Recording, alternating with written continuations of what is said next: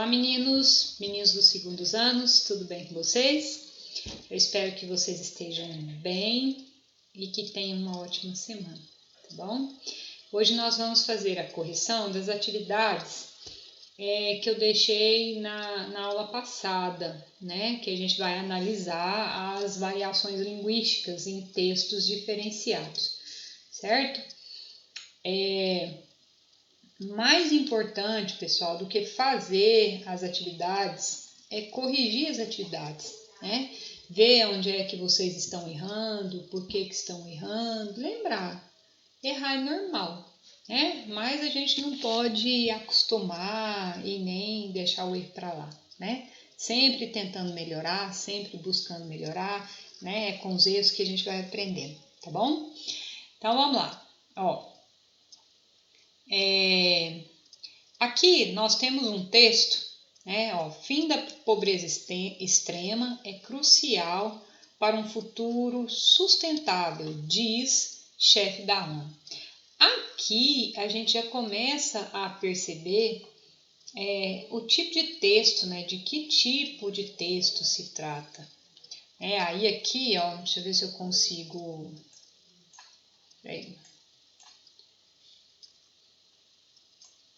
O negocinho aqui tá bem ruim de eu aumentar aqui o zoom. Aqui você pode perceber, ó, ele disse que as crianças têm, né, onde foi publicado, né? Então, olha só, o texto publicado no site das Nações Unidas pertence ao gênero. Ó, crônica, porque apresenta dados da realidade compartilhada, descrição realista, opinião do jornalista e discurso indireto livre. O texto ele não é uma crônica, né? Porque a crônica ele apresenta não dados, né? Mas fatos da realidade, fatos cotidiano, mas ela tem um teor crítico, às vezes engraçado, né? Geralmente conta uma história de maneira engraçada, né?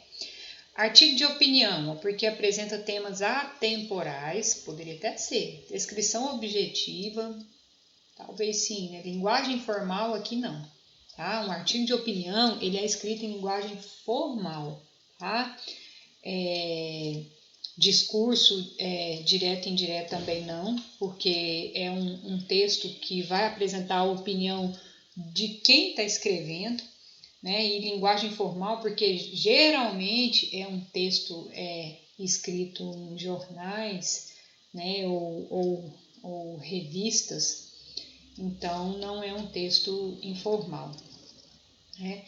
Editorial, porque apresenta acontecimentos cotidianos, interpretação enviesada dos fatos, descrição realistas e relatos pessoais de testemunhos.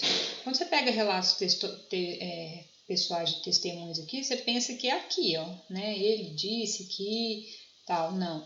O editorial, pessoal, geralmente é um texto escrito, né, assinado. Geralmente pega uma notícia lá do jornal, né, e apresenta ali assuntos principais, né, um dos assuntos principais que está sendo noticiado ali naquele jornal, mas com uma interpretação de quem está escrevendo, né? Então, não é esse também. Depois, a notícia, porque apresenta fatos reais, linguagem formal, narração objetiva e verbos modalizadores do discurso. O que são verbos modalizadores aqui? Quando fala assim, ó, ela disse, ele falou, né? Então, aqui apresenta fatos reais, né? A notícia também fala, pessoal, onde aconteceu, com quem aconteceu, por que aconteceu, quem está envolvido, né? Então, aqui dá para perceber nitidamente. Então, vou marcar aí a letra D, tá? Notícia, tá? Ó, carta argumentativa, porque tem a finalidade de persuadir o leitor por meio da linguagem informal. Não tem, tá, pessoal? E aqui também a finalidade não é persuadir, né? Ó, atividade 2. Aqui tem uma entrevista. Da historiadora Marina Vaz ao bloco Nós. E aqui, ó, vem o pessoal da revista Nós, né? E mais o que a Marina fala. E aqui já diz, né, que o texto é uma entrevista. E que tem algumas palavrinhas que você vai perceber que é uma linguagem bem informal, bem do dia a dia, né? Porque que ela fala, o casamento é uma merda, ó, tem risadas, então tem umas palavrinhas aqui diferentes, né, da língua culta, vamos dizer assim, né?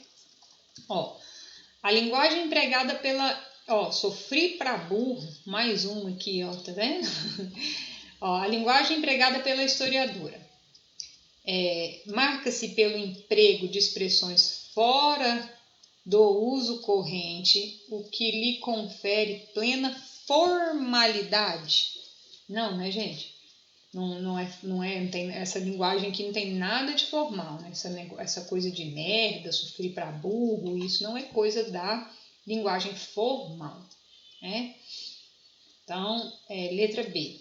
Apresenta o uso de baixo calão inadequado para a situação comunicativa da entrevista. Ela não usou palavras assim, gente, de baixo calão. Quando ela usa que é uma merda, poderia até ser, mas é só uma palavrinha, né? Não pode se dizer que o texto foi todo construído com palavras de baixo calão, né? Ó, reveste-se de informalidade, sobretudo quando começa a discorrer sobre sua condição matrimonial.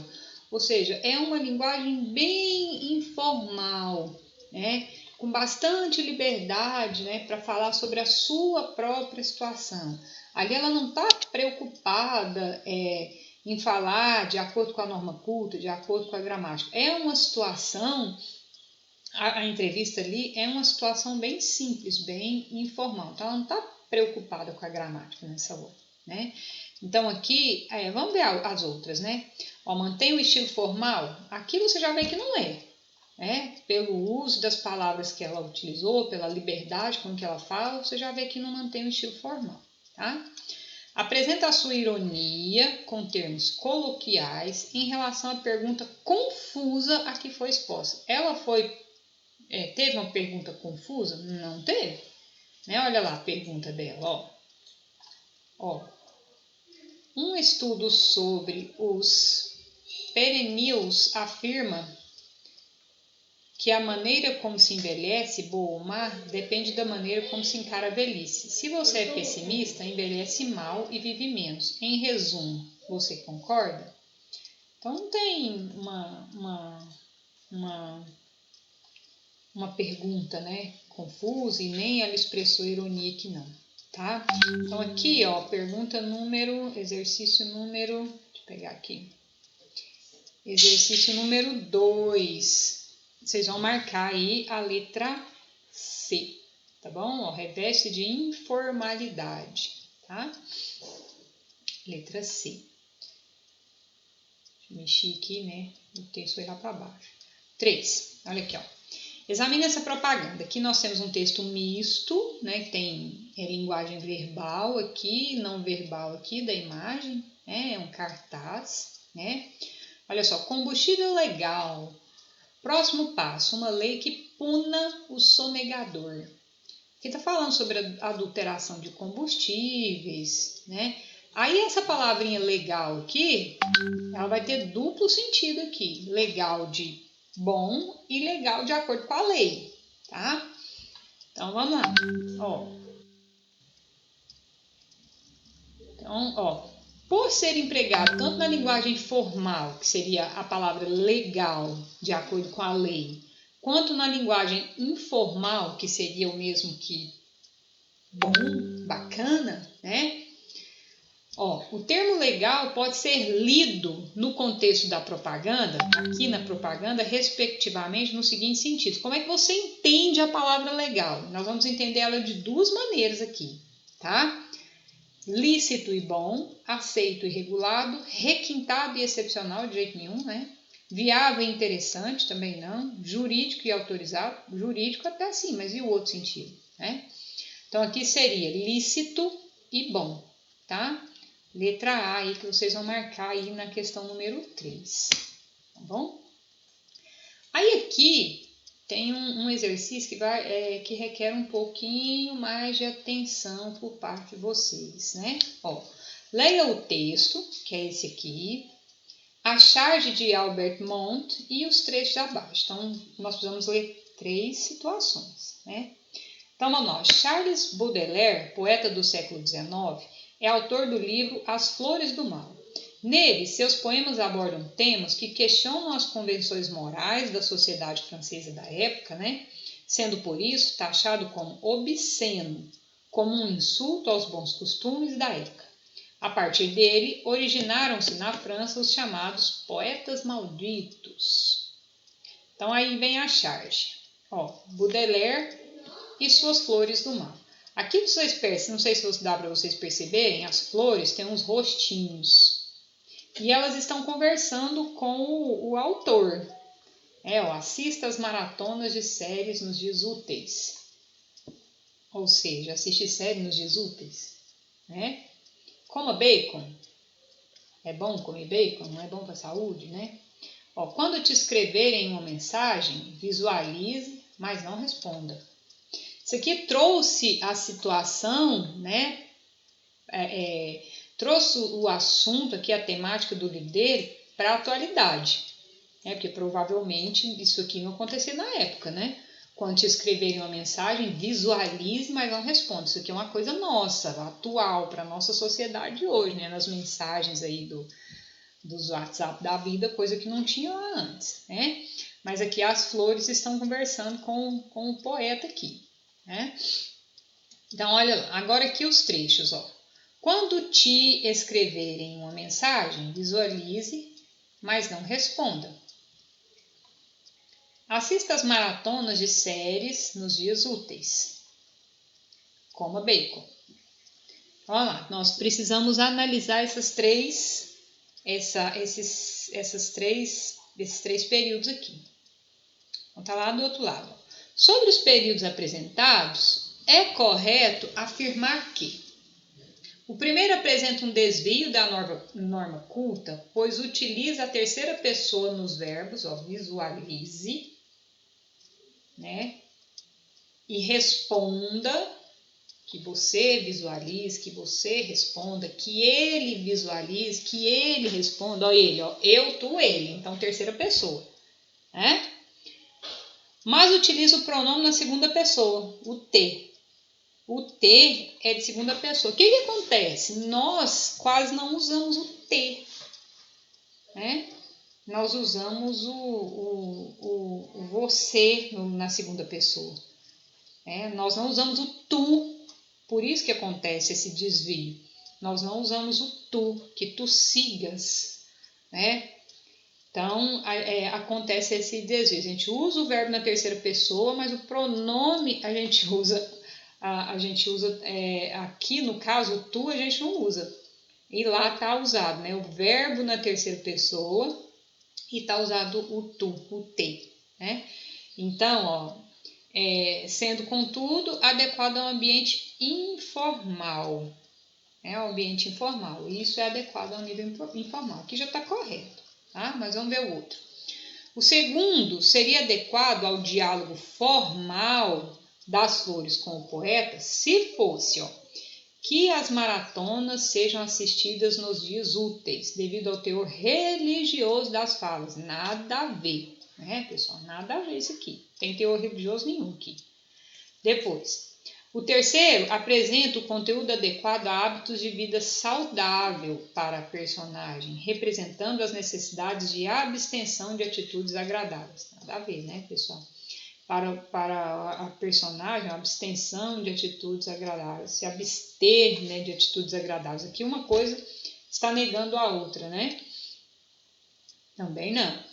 Os três apresentam análises críticas sobre o comportamento humano, utilizando a variedade culta da linguagem. Não, nós percebemos que lá na primeira, né, tem um desvio aí da norma padrão, né, do padrão culto, para expressar o discurso típico da poesia.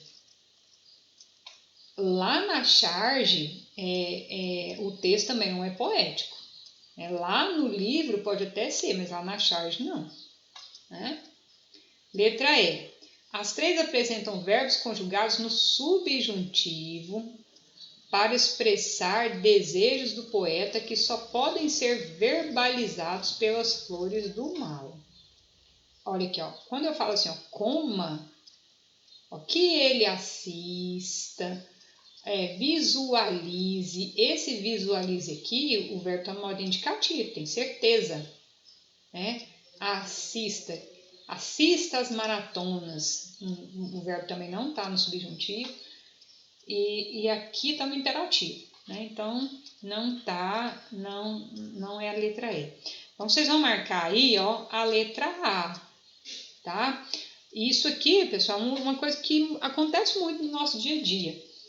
Quando a gente vai falar, nós usamos muitos verbos na segunda pessoa, mas os pronomes nós não usamos o tu, principalmente nós goianos, né? Nós não usamos o tu, usamos o você, né? Então aqui vocês vão marcar aí a letra A, tá bom? Façam a correção, fotografem aí só o gabarito, vão pausando o vídeo aí a hora que vocês perceberem que precisa e envia para mim, tá bom? Beijinho, até mais.